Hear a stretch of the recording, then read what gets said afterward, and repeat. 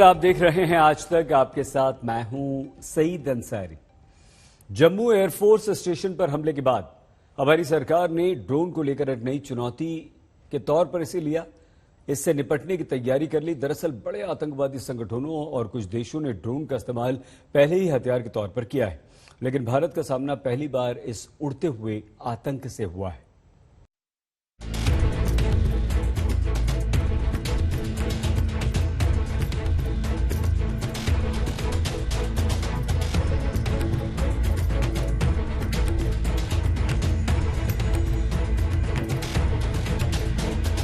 क्या भारत के खिलाफ आतंकियों ने ड्रोन युद्ध छेड़ दिया है?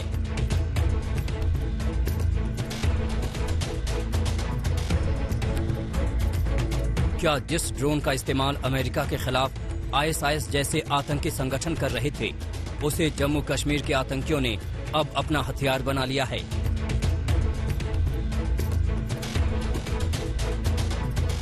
ये सवाल इस वजह से उठ रहे हैं क्योंकि पहली बार जम्मू में अंतर्राष्ट्रीय सीमा से महज 14 किलोमीटर दूर एयरफोर्स स्टेशन पर ड्रोन के जरिए 2 धमाके किए गए। यही नहीं, उसके बाद से लगातार जम्मू के आसमान में सुरक्षा बलों के कैंप पर ड्रोन उड़ते नजर आ रहे हैं।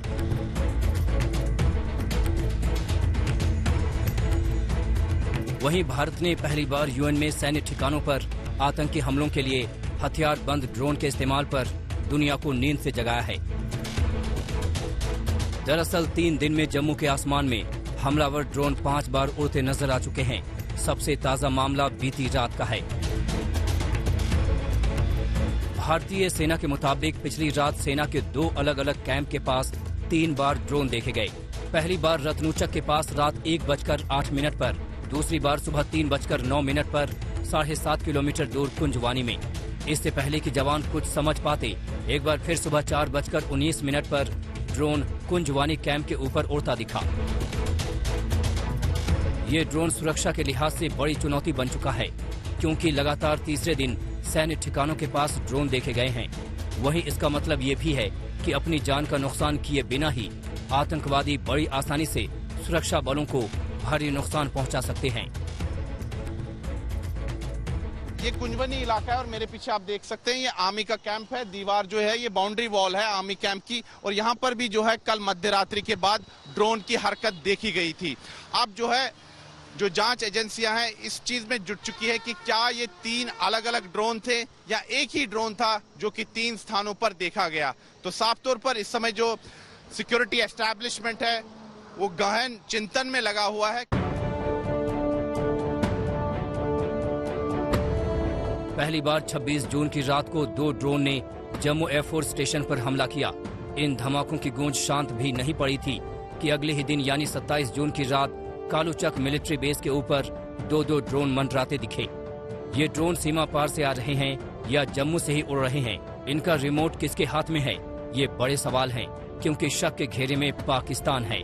माना जा रहा है कि वहाँ बैठे आतंकियों ने इस उड़ते आतंक से सुरक्षा बलों को निशाना बनाया है।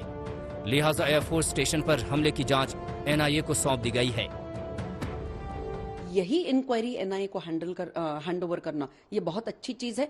NIA बहुत अच्छी तरह से तफ्तीश कर पाएगी इसके ऊपर और तुरंत हमको जल्द से जल्द उसका जवाब मिलेगा। लेकिन हमारे सिक्योरिटी फोर्सेस का दायित्व और बढ़ जाता है कि इस प्रकार की कोई भी ड्रोन अटैक का उन्होंने मुंहतोड़ जवाब देना चाहिए और पाकिस्तान को मुंहतोड़ जवाब देने की अब बारी आ गई है। 26 जून को जम्मू के एयरफोर्स स्टेशन पर ड्रोन से हमले के बाद लगातार उड़ते ड्रोन ने चिंता बढ़ा दी है। रक्षा मंत्री राजनाथ सिंह उस वक्त लेह में थे और वहां से जम्मू की घटना पर उनकी नजर थी। दिल्ली लौटते ही एयरफोर्स और आर्मी के बड़े अधिकारियों ने उन्हें इस हमले की पूरी जानकारी दी। दुनिया में ड्रोन की तकनीक में इजराइल के अलावा चीन और टर्की जैसे देश काफी आगे हैं। इजराइल से तो पाकिस्तान को ड्रोन मिलने से रहे, लेकिन चीन और टर्की जैसे देश खुलेआम पाकिस्तान को ड्रोन की सप्लाई कर रहे हैं। अब तक की जांच में ड्रोन हमले के पीछे लश्कर की भूमिका पर शक है। जम्मू कश्मीर के DGP दिलबाग सिंह के मुताबिक लश्कर की भूमिका पर संदेह है। ऐसा बताया जा रहा है कि शायद लश्कर का जो है हाथ इस हमले के पीछे हो, लेकिन ये मामला काफी ज्यादा गंभीर है, इसीलिए केंद्र सरकार भी जो है इस पर बैठकें कर रही है और गृह मंत्रालय ने अब एनआईए को कहा है कि वो जांच का जिम्मा जो है अपने हाथ में ले ले। वहीं सूत्रों की माने तो हमले में छोटे ड्रोन का इस्तेमाल किया गया ताकि वो रडार में पकड़े न जा सके।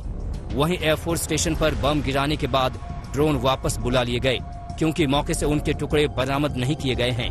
ये दावे चिंता बढ़ाने वाले हैं और पूरी जांच से ही ये साफ होगा कि उड़ते आतंक का खतरा कितना बड़ा है और उससे कैसे निपटा जाएगा। दिल्ली में मंजीत नेगी और कमलजीत संधू के साथ सुनील जी भट्ट, जम्मू आज तक।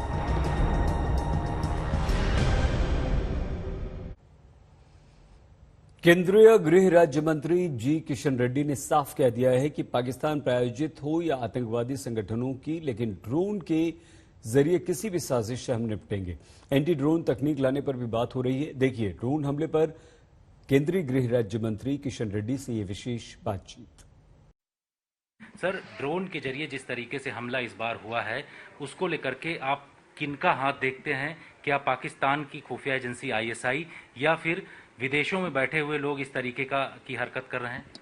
हमारा Jammu Kashmir police, security agencies उसके ऊपर इन्वेस्टिगेशन कर रहे हैं। अभी ऐसे समय पे टिप्पणी नहीं करना चाहिए। इन्वेस्टिगेशन का रिपोर्ट आने के बाद जरूर हम बताएंगे। केंद्रीय गृह मंत्रालय लगातार एंटी ड्रोन टेक्नोलॉजी को लेकर के काम कर रही है। बीएसएफ को ये आने वाले दिनों में दिया जाएगा। कब तक ये प्रक्रिया पूरी हो जाएगी? क्योंकि अगर एंटी ड्रोन होता तो शायद इस तरीके से हमला करने में जो दुश्मन है वो फेल होते, नाकाम रहते। ये अलग अलग रिसर्च भारत में भी हो रहे हैं। विदेशों से भी टेक्नोलॉजी जरूरत पड़े तो हम लाने के लिए चर्चा करें। इसलिए हमारे पास अभी भी हमारा सिक्योरिटी फोर्सेस का अभी अच्छे टेक्नोलॉजी है। जो भी ड्रोन आते हैं बहुत बार हम उसको ब्लास्ट किया है। हमारा सिक्योरिटी फोर्स ऐसा नहीं है हमारे पास कुछ भी नहीं है। जितने भी ड्रोन्स आया बहुत जगह जगह समय पर हमारा सिक्योरिटी फोर्सेस बॉर्डर्स पे उस ड्रोन्स को फेस किया है, ड्रोन्स को ब्लास्ट किया है, डिस्ट्रॉय भी किया है। इसलिए हमारे पास टेक्नोलॉजी ऑलरेडी शुरू है, ऑलरेडी काम कर रहे हैं। आने वाले दिन में और हमारा टेक्नोलॉजी इंप्रूव करेंगे और प्रॉपर टेक्नोलॉजी लाएंगे। हमारा भारत में भी ठीक तरीके से इन्वेस्टिगेशन चल रहा है डीआरडीओ को द्वारा। अलग अलग ऑलरेडी डीआरडीओ बहुत कुछ ड्रोन को ब्लास्ट करने के लिए अच्छे टेक्नोलॉजी आए हैं, उसको अभी चर्चा हो रहा है, अभी इम्प्लीमेंट करने के लिए प्रयास हो रहे। आने वाले दिन में एक अच्छा टेक्नोलॉजी, इंटरनल टेक्नोलॉजी हो, विदेश का टेक्नोलॉजी हो, हमारा सिक्योरिटी फोर्सेस पूरा अवेलेबल है अभी और अच्छा टेक्नोलॉजी अवेलेबल कराएंगे।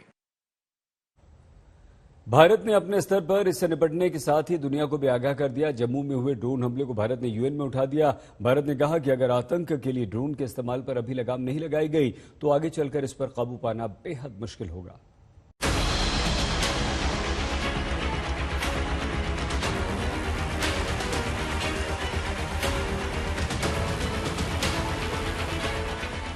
जम्मू एयरफोर्स स्टेशन पर हुआ ड्रोन हमला अब देश का मुद्दा नहीं रह गया है। भारत ने इसे दुनिया के सबसे बड़े मंच यानी संयुक्त राष्ट्र महासभा में उठाया है। गृह मंत्रालय के विशेष सचिव वीएसके कौमुदी ने विश्व समुदाय को आगाह किया कि आतंकी गतिविधियों के लिए हथियारबंद ड्रोन के इस्तेमाल पर गंभीरता से ध्यान देने की जरूरत है। वीएसके कौमुदी ने कहा, कम लागत वाला विकल्प होने की वजह से आतंकी ड्रोन का इस्तेमाल तेजी से कर रहे हैं। ये आसानी से उपलब्ध हैं और ड्रोन के जरिए आतंकी हथियार या विस्फोटक को एक जगह से दूसरी जगह तक आसानी से भेज रहे हैं। ये दुनिया भर में सुरक्षा एजेंसियों के लिए खतरा और चुनौती बन गया है। भारत ने पाकिस्तान को संयुक्त राष्ट्र में घसीटा और ये एक्सपोज करते हुए कहा कि अब पाकिस्तान क्रॉस बॉर्डर टेररिज्म में न केवल ड्रोन्स को स्पाइंग के लिए इस्तेमाल कर रहा है बल्कि आतंकवादी हमलों के लिए भी इस्तेमाल कर रहा है। जम्मू एयरफोर्स बेस में जो हमले हुए, जो ड्रोन अटैक्स हुए, उस पर बात करते हुए भारत के ऑफिशियल ने ये साफ कर दिया कि ऐसे अटैक्स चिंताजनक है और इंटरनेशनल कम्युनिटी को साथ होकर ऐसे वेपनाइज्ड ड्रोन्स के खिलाफ काम करना होगा। ड्रोन का इस्तेमाल सबसे ज्यादा अमेरिका ने आतंकवादियों को निशाना बनाने के लिए किया। फिर आईएसआईएस जैसे आतंकी संगठन ने सीरिया और इराक में इनका जमकर इस्तेमाल किया। कम खर्च में छोटे ड्रोन से बड़ी तबाही मचाने की ताकत ने ही ड्रोन को आतंकियों का बड़ा हथियार बना दिया है। यही नहीं, पाकिस्तान ने भी पिछले 2 साल से इनका इस्तेमाल पंजाब और जम्मू में हथियार और ड्रग्स गिराने के लिए किया है। यही वजह है कि यूएन में इस मुद्दे को उठाने पर कांग्रेस भी सरकार के साथ है।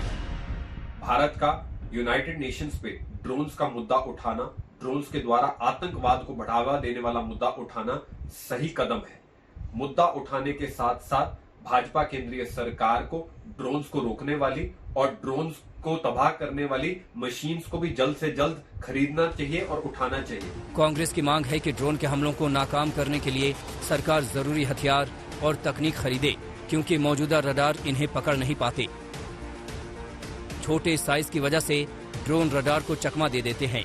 वहीं कम ऊंचाई पर उड़ने के कारण रडार का काम और भी मुश्किल हो जाता है। ड्रोन आवाज भी नहीं करते और इस वजह से वो दबे पांव आकर हमला कर देते हैं।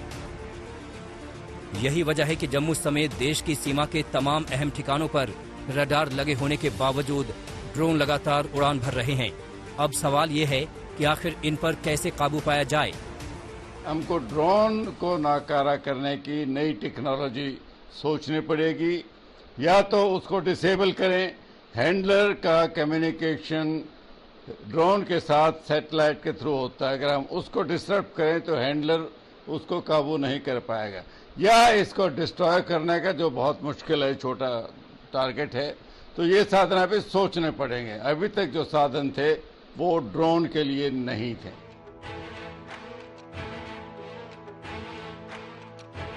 जम्मू ही नहीं, श्रीनगर में भी ड्रोन को लेकर हाई अलर्ट है। कश्मीर के आईजी विजय कुमार के मुताबिक सुरक्षा बल ड्रोन हमलों को नाकाम करने की क्षमता रखते हैं। 15 कोर में जोशी 15 कोर कमांड साहब ने मीटिंग ली, मैंने अटेंड किया। फर्दर उसको स्ट्रेंथन हम लोग कर रहे हैं। जितने वाइटल इंस्टेशन है इसको भी, प्लस एलसी पर भी। उसके अलावा आज देखे होंगे जैसा एक डल के एरिया में एक ड्रोन फ्लाई कर रहा था, उसको पुलिस ने जब्त कर लिया, एफआईआर लॉन्च किया, उसमें कार्रवाई कर रहे हैं हम लोग।